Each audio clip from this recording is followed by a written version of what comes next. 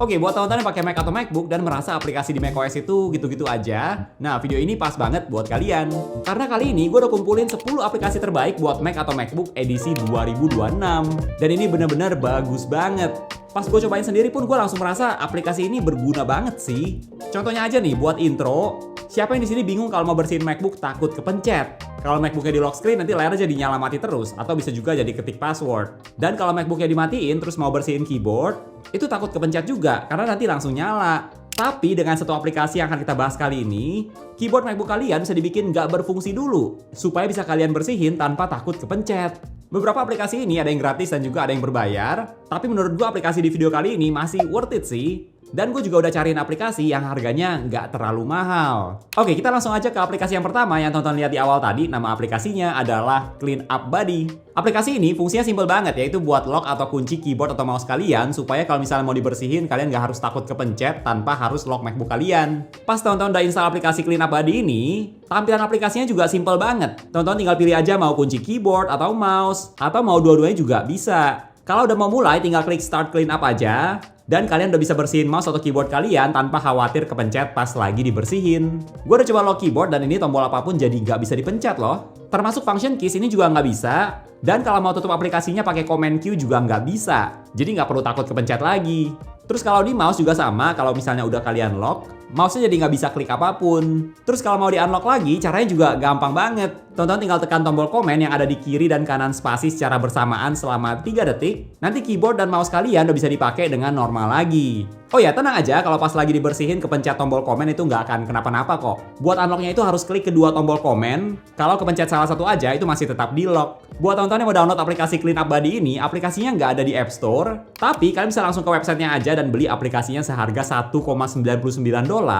Atau mau bayar lebihan juga bisa kalau kalian mau support developernya. Aplikasi Cleanup Buddy ini worth it banget lah ya, karena cuma $2, nggak perlu berlangganan, dan fungsinya itu bagus banget. Next, aplikasi yang satu ini punya fitur yang lengkap banget buat berbagai kebutuhan file PDF. Nama aplikasinya adalah UPDF yang juga merupakan sponsor untuk video kali ini.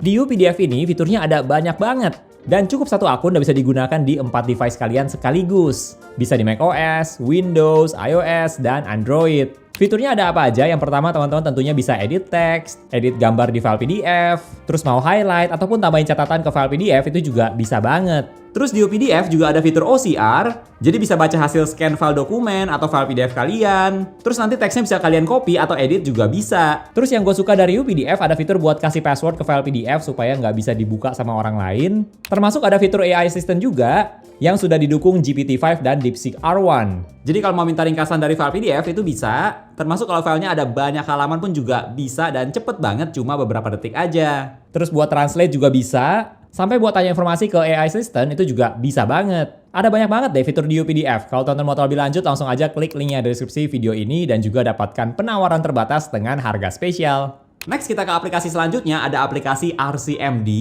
yang tulisannya RCMD atau singkatan dari Write Command. Nah biasanya kita kan pasti sering pakai tombol komen yang ada di sebelah kiri tombol spasi nih. Khususnya buat pindah antar aplikasi pakai Comment tab. Nah lewat aplikasi RCMD ini, teman-teman bisa kasih fitur ke tombol komen yang ada di sebelah kanan spasi. Teman-teman bisa buat kombinasi keyboard shortcuts dengan tombol komen di kanan. Misalnya Comment S buat pindah ke aplikasi Safari pas kalian lagi buka beberapa aplikasi seperti ini. Terus Comment A buat pindah ke App Store dan sebagainya. Aplikasi RCMD ini bikin pindah antar aplikasi jadi lebih gampang dan efisien. Kalau misalnya kayak Comment tab itu kan kalau aplikasi yang lagi dibuka ada banyak, pindah-pindahnya tetap harus klik tabnya beberapa kali buat ke aplikasi yang di tengah. Atau kalau sambil tahan tombol tabnya itu juga bisa kelewat. Nah dengan aplikasi kayak RCMD ini kan bisa lebih cepat buat ke aplikasi yang kalian tuju. Dan posisinya juga lebih nyaman sih. Karena kalau lagi pakai misalnya MacBook kan tangan kita juga udah standby di kiri dan kanan, jadi lebih gampang. Terus kalau ada beberapa aplikasi dengan huruf pertama yang sama lagi aktif, tonton juga bisa klik 2 kali aja komen yang di kanan dan hurufnya buat ke aplikasi tersebut. Lalu kalau mau lihat kombinasinya ada apa aja bisa lewat menu bar, atau tahan tombol komen yang ada di kanan juga bisa.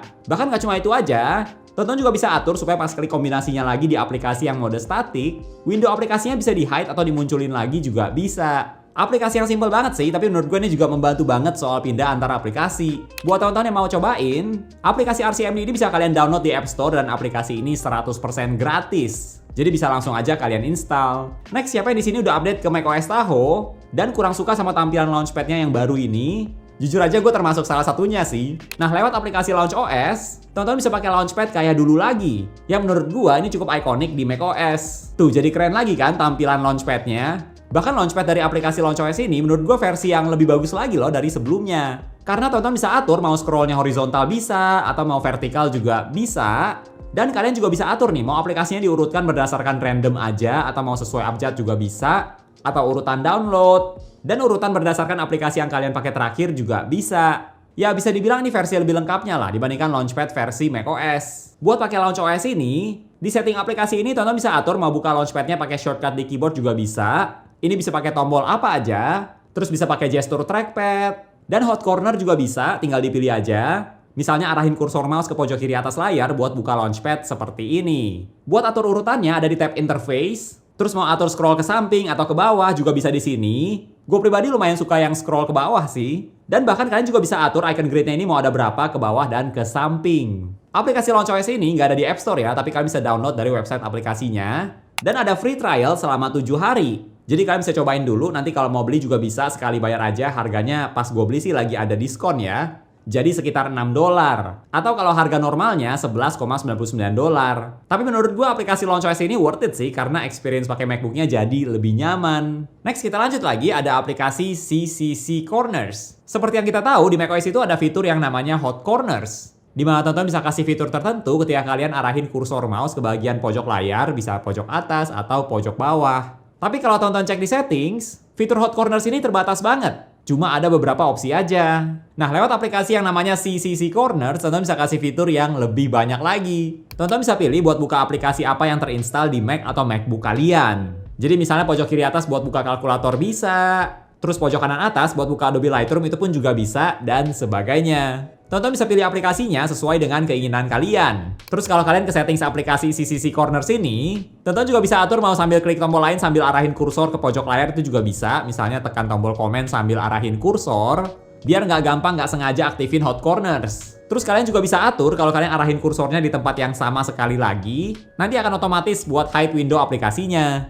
Bahkan kalau kalian pakai MacBook-nya dengan external display kayak gini, kalian juga bisa atur supaya hot corners di external display dan layar MacBook-nya itu berbeda. Jadi kalian bisa pakai setiap pojok layar external display dan layar MacBook dengan fungsi yang berbeda. Jadi fungsinya makin banyak. Oh ya, aplikasi ini juga bisa digunakan buat mengaktifkan shortcuts lewat hot corners ya. Terus yang bagusnya dari aplikasi CCC Corners ini adalah aplikasi ini nggak akan minta izin aksesibilitas apapun di MacBook kalian, jadi nggak akan track aktivitas kalian. Buat teman-teman yang mau cobain aplikasi CCC Corners, kalian bisa download aplikasi ini dari App Store dan harganya Rp49.000 untuk sekali bayar aja. Next kita lanjut ke aplikasi selanjutnya, ada Updatest. Buat teman-teman yang di Mac atau MacBook-nya ada aplikasi yang kalian download dari berbagai sumber, ada yang dari App Store dan ada yang dari di luar App Store. Nah, lewat aplikasi Updatest ini, teman-teman nggak perlu pusing update aplikasinya satu persatu dari aplikasinya sendiri, dari website, yang dari App Store sendiri. Tapi semua aplikasi yang udah terinstall di MacBook kalian bisa langsung kalian update dari sini. Termasuk yang bukan dari App Store juga bisa loh. Nanti dari aplikasi ini teman-teman juga bisa lihat update-nya ke versi apa, terus source aplikasinya juga kelihatan. Jadi soal update-update aplikasi semuanya udah bisa kalian lakukan dari aplikasi Updatest ini. Aplikasi Updatest ini nggak ada di App Store ya, tapi kalian bisa langsung download aja dari websitenya. Ada free trial selama 14 hari. Dan kalau nanti mau beli aplikasinya juga bisa, harganya $12,99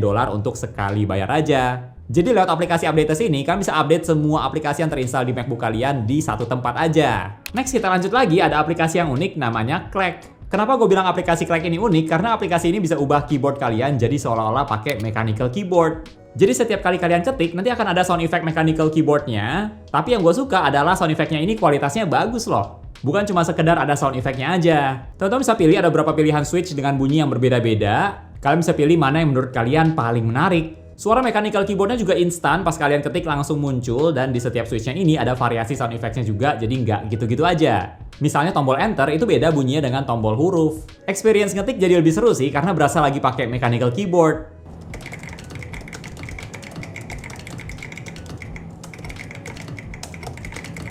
Gue suka kalau lagi pakai MacBook dengan AirPods Max, gue bisa dengar suara mechanical keyboardnya yang satisfying banget. Oh ya, nggak cuma buat keyboard aja, tapi teman-teman juga bisa pakai aplikasi Clack ini buat sound effect suara mouse. Jadi setiap kali kalian klik sesuatu, itu ada suara mouse-nya. Buat teman-teman yang mau cobain aplikasi Kleck, aplikasi ini tersedia di App Store tapi berbayar, harganya itu Rp89.000 untuk sekali bayar aja. Next kita lanjut lagi, ada aplikasi bagus buat teman-teman yang punya device dengan berbagai OS. Nama aplikasinya adalah Blip. Aplikasi ini bagus banget karena teman-teman jadi bisa kirim file, folder, bahkan dalam jumlah banyak pun juga bisa, nggak dibatesin. Teman-teman bisa kirim foto, video, dokumen tanpa harus upload ke cloud storage dulu, misalnya kayak Google Drive, terus baru di-download lagi, yang ini repot banget. Dan kalian juga bisa transfer file dari mana aja. Yang penting si pengirim dan juga penerima files itu sama-sama pakai aplikasi Blip dan bisa saling transfer file secara langsung. Jadi lebih aman juga dan files yang dikirim udah encrypted. Jadi kalau misalnya kalian pakai MacBook tapi HP-nya Android, kalian tetap bisa kirim file dengan mudah tanpa ribet dengan aplikasi Blip. Buat teman-teman yang pakai aplikasi ini, kalian bisa langsung aja ke websitenya Blip dan download aplikasinya yang 100% gratis. Semua fitur bisa kalian akses dan nggak ada iklannya. Aplikasi Blip ini memang worth it banget lah buat diinstal. Next kita lanjut lagi, ada aplikasi yang namanya DocDoor. Buat teman-teman yang mungkin sebelumnya dari user Windows, kalian mungkin udah familiar dengan tampilan preview aplikasi seperti ini ketika kalian arahin kursor mouse. Nah, kalau di macOS sebenarnya teman-teman nggak bisa langsung preview window aplikasi seperti itu walaupun aplikasinya lagi aktif. Tapi dengan aplikasi DocDoor, kalian bisa dapat fitur preview seperti ini. Jadi pas kalian arahin kursor ke aplikasi di dock, nanti bakal muncul previewnya. Terus teman-teman juga bisa langsung tutup aplikasinya, tutup windownya, minimize, atau mau expand windownya juga bisa langsung dari previewnya ini. Nggak cuma itu aja, kalau teman-teman tekan tombol option tab, kalian bisa pindah antar window aplikasi dengan ada tampilan previewnya seperti ini kayak di Windows. Kalau Command Tab di macOS itu kan cuma ada icon aplikasinya aja. Tapi kalau pakai Option Tab, ini mirip kayak Alt Tab di Windows. Ini jadi ada tampilan previewnya juga. Nah, tapi fitur ini bisa kalian pakai juga loh ke Command Tab di macOS. Jadi kalian bisa preview setiap aplikasi yang lagi aktif seperti ini, jadi Command Tab-nya dikasih preview. Banyak pengaturan yang bisa kalian customize juga di aplikasi DocDoor ini, bisa ganti warna, gestur, dan sebagainya. Banyak pengaturan lebih lanjut di setting aplikasi DocDoor. Nah, buat teman-teman mau cobain aplikasi DocDoor, menurut gue aplikasi ini worth it banget. Karena aplikasi ini juga gratis, teman-teman langsung download aja dari websitenya DocDoor. Next kita ke aplikasi selanjutnya, ada Raycast. Aplikasi Raycast ini menurut gue adalah Spotlight Search yang di-upgrade karena banyak banget hal yang bisa kalian lakukan di aplikasi Raycast. Teman-teman bisa simpan riwayat clipboard kalian, terus ada AI buat tanya berbagai informasi yang kalian mau tahu,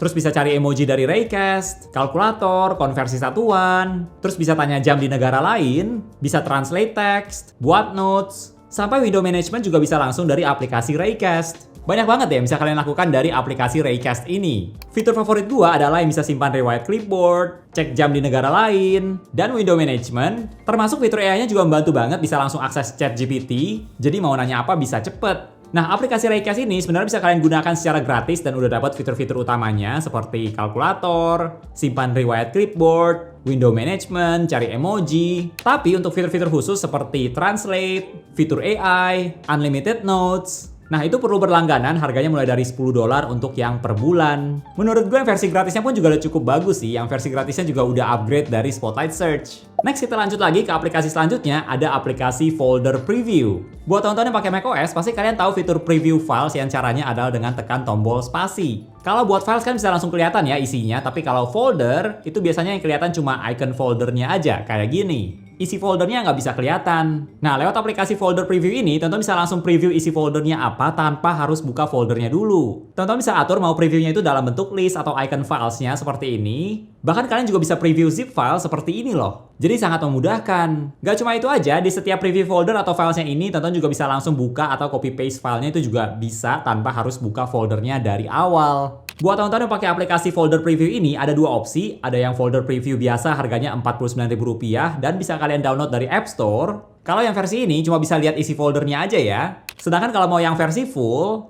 teman-teman bisa download dari websitenya Folder Preview Pro untuk yang versi Pro. Ini yang bisa lihat isi zip files, terus bisa langsung navigasi dari previewnya. Tapi yang ini harganya $9,99 untuk sekali bayar aja. Yang menurut gue masih cukup worth it lah, karena nggak perlu berlangganan. Dan sekali diinstal, seterusnya kalian bisa langsung preview folder. So itu dia 10 aplikasi bagus buat Mac atau MacBook yang menurut gue worth it banget buat kalian cobain dan install. Karena fiturnya bagus-bagus. Boleh banget buat share video ini kalau kalian merasa video ini bakal bermanfaat buat user Mac atau MacBook lainnya ya.